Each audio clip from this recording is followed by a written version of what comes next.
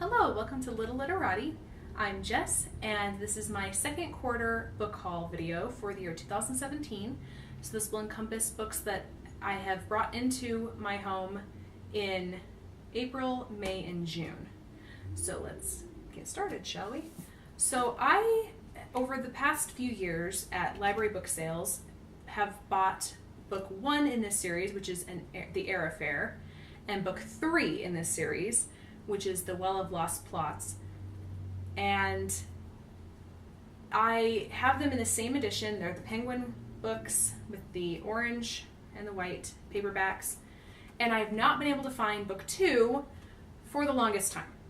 And so finally I decided to just suck it up and look on eBay, see if I could find the right edition. And lo and behold, here it was for I think $5. And so I finally have Lost in a Good Book, which means now I can reread The Air Affair. Now I can read this and I can finally read The Well of Lost Plots. So I'm very much looking forward to continuing the series because I really thoroughly enjoyed The Air Affair, and now I get to have book 2 in my collection.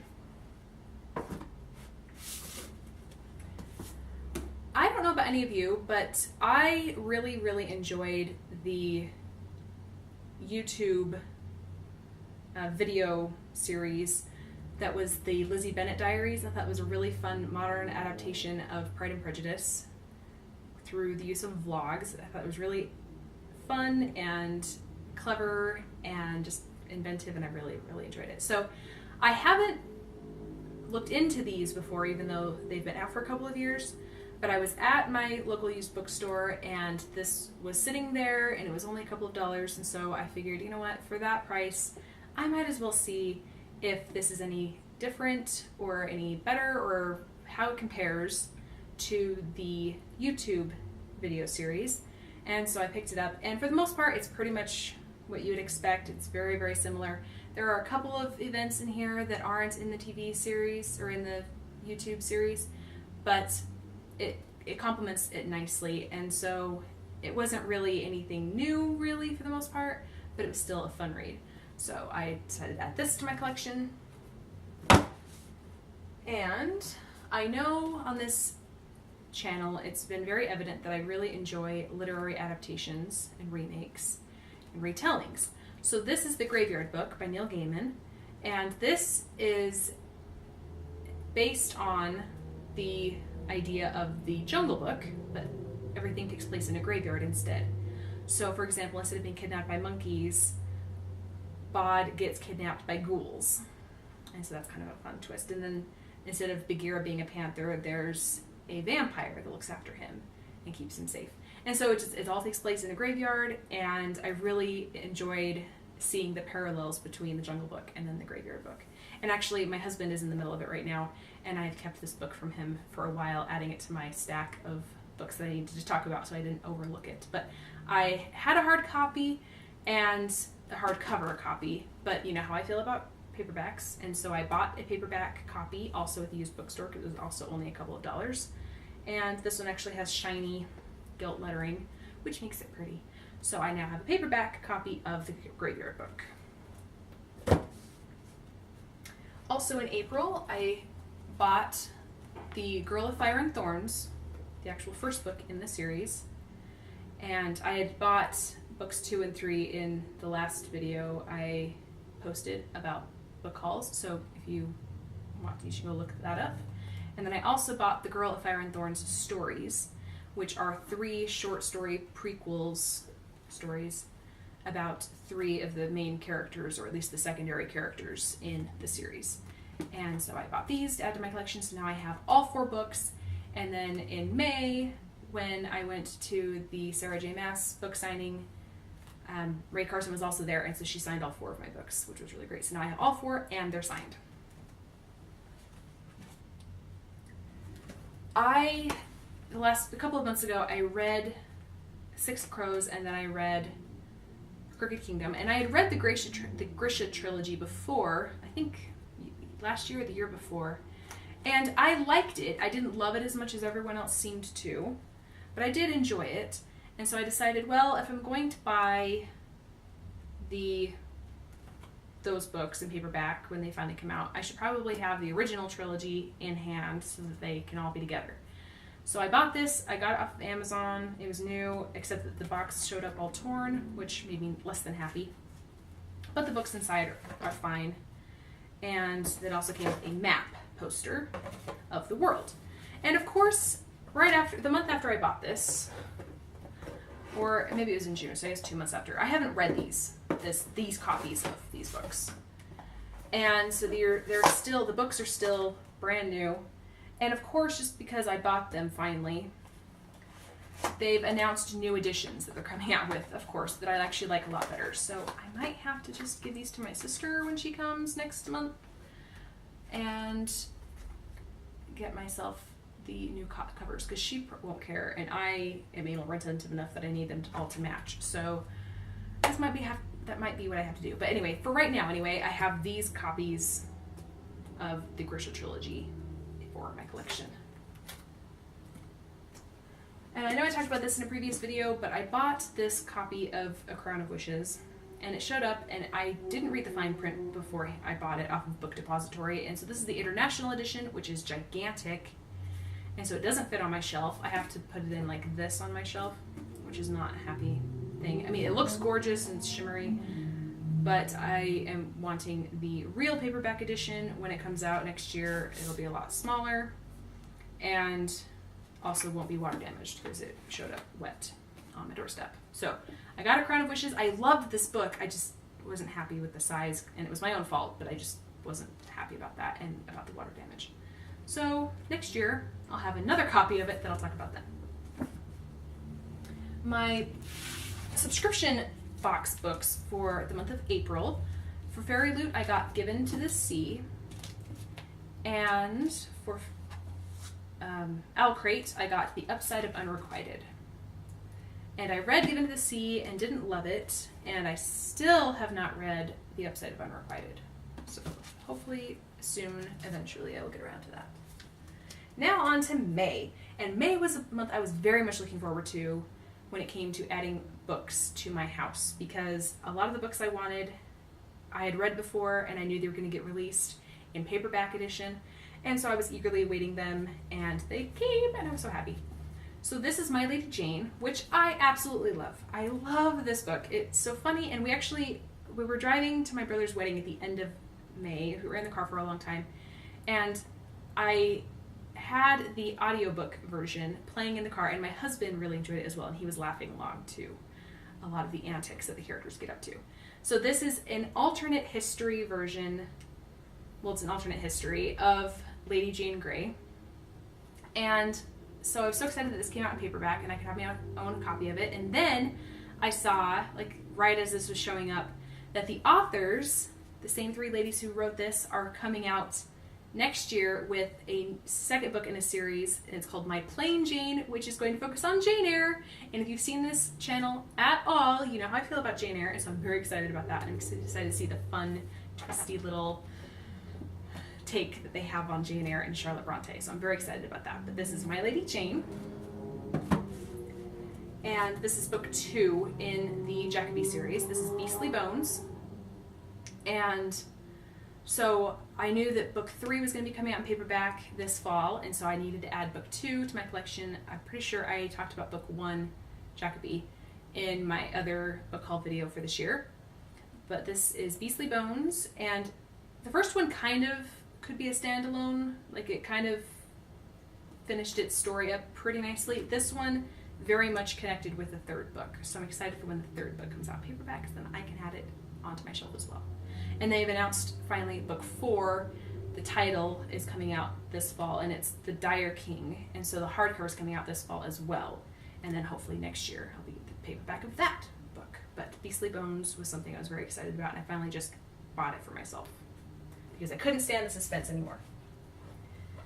And also, a book I pre-ordered at the beginning of May was Stars Above, which was a compendium of short stories, mostly prequel stories, although a couple were standalone or were sequel stories. But this was for the Lunar Chronicles series, and so I was very excited to add this to my collection so that they could all look nice together on my shelf, because I love the font, and again, I love fairy tale retellings, so having a lot of the stories in there, Cinderella, Rapunzel, Little Red Riding Hood, Olive, Snow White, and having their little prequel stories was really a fun addition. So Stars Above, I love the cover, and I was so excited that it finally came.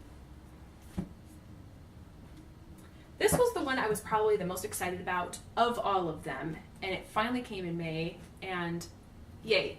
I got A Court of Mist and Fury in paperback edition, and it came just in time for me to take it to Phoenix, Arizona, and go to her book signing.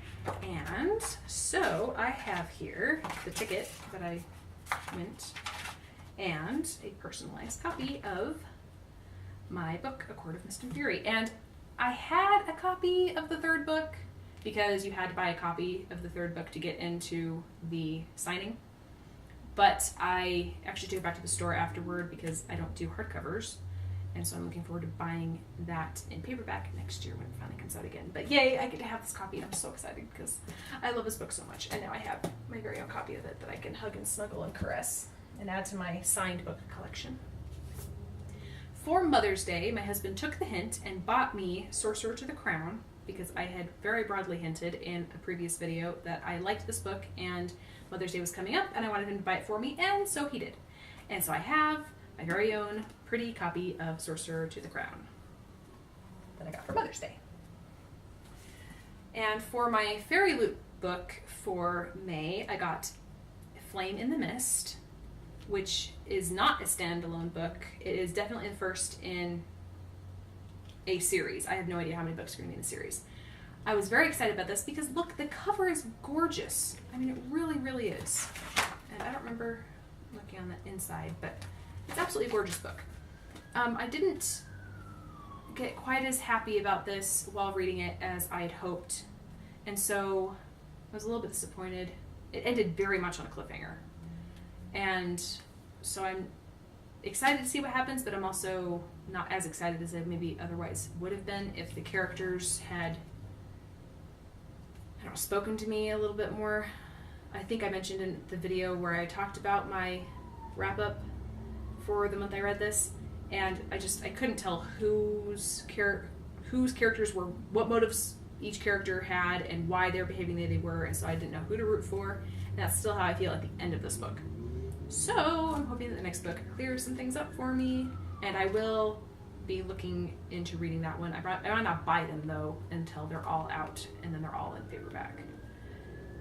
So I didn't love it as much as I liked her first series, which is sad, but I did still enjoy it, so I don't regret having it. And now for my coloring books. These both I got in May, and so this was the Lunar Chronicles coloring book, which is so pretty. I think this is all the same author in this book, unlike the one that I shared last time, which was the Throne of Glass coloring book. This has scenes from all of the books in the series. So I was very excited to add that to my collection. My children are not allowed to look at it or touch it or color in it or anything because I want it to stay nice. And then also I pre-ordered this and it came out in May, and I did not take this to the book signing, but they had the coloring book for A Court of Thorns and Roses, and I was so good. Oh, I was so good because I was looking through this and they have scenes from all three books, and at that point I hadn't read the third book yet, and so I was looking through, I'm like, oh, that's a great scene from that book, oh, that's a great scene from that book, and then I saw that book 3, I was like, oh, nope, I can't look. I so badly want to look and see what the pictures look like in book 3 so that I kind of can get an idea of whether it ends happily or not, what characters make it all the way through. But I was very good, I had very good self-control, and I did not flip to the end and look at the pictures until after I'd read the book, and then I was like, aha, yes, now I see that it was very good. Everyone should be very proud of me because I'm very proud of myself. And now for June. These two actually are not new to me. I had copies of these. I lent them to my brother-in-law, and he really enjoyed them. And then he had left them in the car, and my niece had thrown some things into the car, and so my books got damaged. So he actually ordered replacements for me in May, but they didn't arrive. I mean, they had arrived, but he didn't give them to me until June because we were at my traveling for my brother's wedding at the end of May. And so he texted me and said, hey, I've got your book. I said, well, we're out of town. Let's get together next month. And so we did. And so this is James Slayer and Great Expectations. And I really held out a really long time for these. I had seen the craze right around the time that I got married, actually. I saw that they were coming out with Pride and Prejudice and Zombies and Sense and Sensibility and Sea Monsters. And I remember walking through Barnes & Noble, which is something I love to do with my husband, because I like lusting after all the books that I can't have. And I saw James Slayer. It was like a big display. And I was like, that's the stupidest thing I'd ever heard of in my life. I mean, the pun is cheesy, and I love literary puns, but really, that's so dumb. Like, why would you want to ruin Jane Eyre like that? So I held off for years and years. And then I was at the library, and usually I find things online and I put them on hold and I go pick up my holds. But this time I was also browsing the shelves, and this one caught my eye. It was Grave Expectations. I was like, you know what? I'm kind of curious.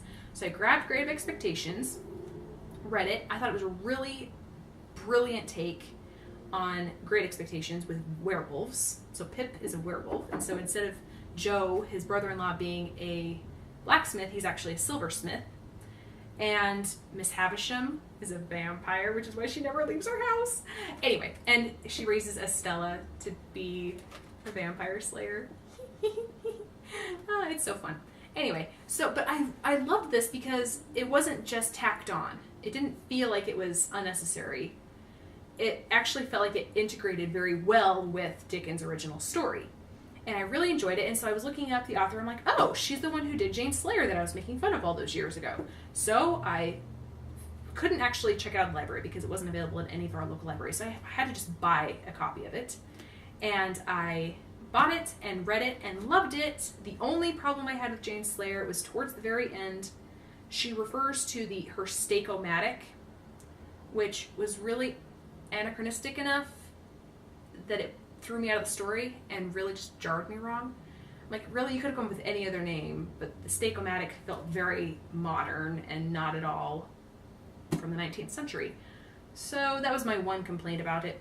But it ties in very well with the story. It very much integrates with the original story, and so it doesn't feel like it's forced. And that's the problem with Pride and Prejudice and Zombies. After I read these, I think I spoiled myself by reading the good ones first. But this other author who did Pride and Prejudice and Zombies, I was really enjoying parts of it because they were the Jane Eyre or the Jane Austen original parts of it, and then everything that had to do with zombies was very over the top, and the styles didn't mesh well, and really the themes didn't mesh well, and the events just kind of felt tacked on and forced into fitting. And so I just kind of rolled my eyes a lot through that book, and the same thing with Sense and Sensibility and Sea Monsters. I just kind of rolled my eyes a lot while reading those. But these ones, like I said, they felt genuine to the story, and her style of writing very much meshed well with the original author's writing styles. So anyway, I've rambled on really a lot about these, but if you're going to read horror classic mashups, go with these, because Sherry Browning Irwin did a really good job with these two, and I really wish she would write more, but she's kind of decided that she's probably done writing the mashups. But what she did do with these two was phenomenal. All right, so also in a recent video, I talked about the Daughter of Smoke and Bone series by Laini Taylor, which I loved. I loved this trilogy so much. My only gripe with it was that the American covers have creepy eyes plastered on the cover and on the spines, and I hated them because I have a phobia about eyes and about darkness, and I didn't want creepy eyes staring out at me from the dark every time I passed my bookshelf. So I got onto Book Depository and looked for the UK editions, and I bought them because I like them so much better. They are not creepy. They have symbols on the cover that relate to the events from the actual book that they pertain to. And so, like, there's a handprint on the door to hell, which is significant to this book. And there's ravens, and anyway, so I love them, and I love now that I can have copies of my very own that don't scare the living bejesus out of me. So, yay. Winning all around.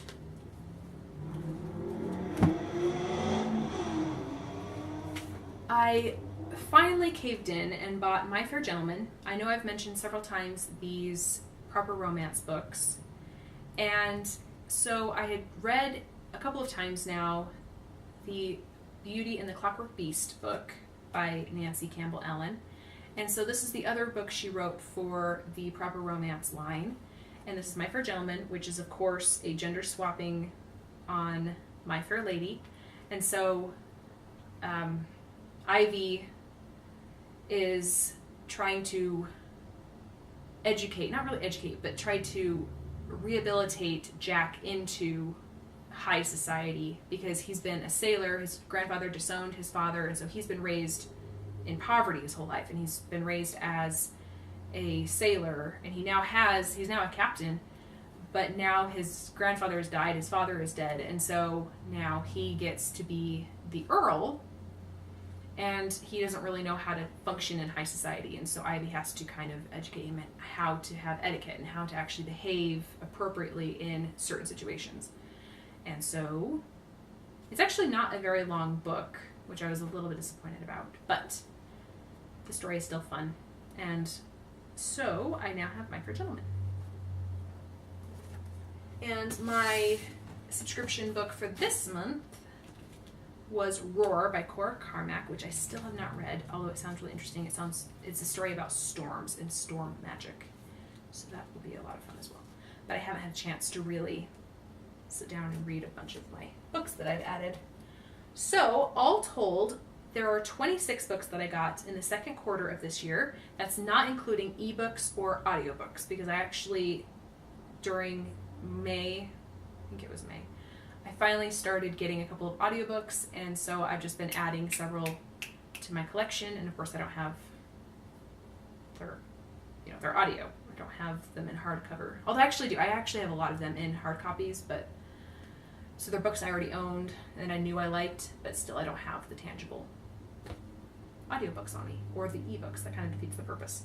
So, of hard copy books that I have 26 books here, and I am looking forward to adding more so that I can make another video in another 3 months, in probably September or October, for the third quarter.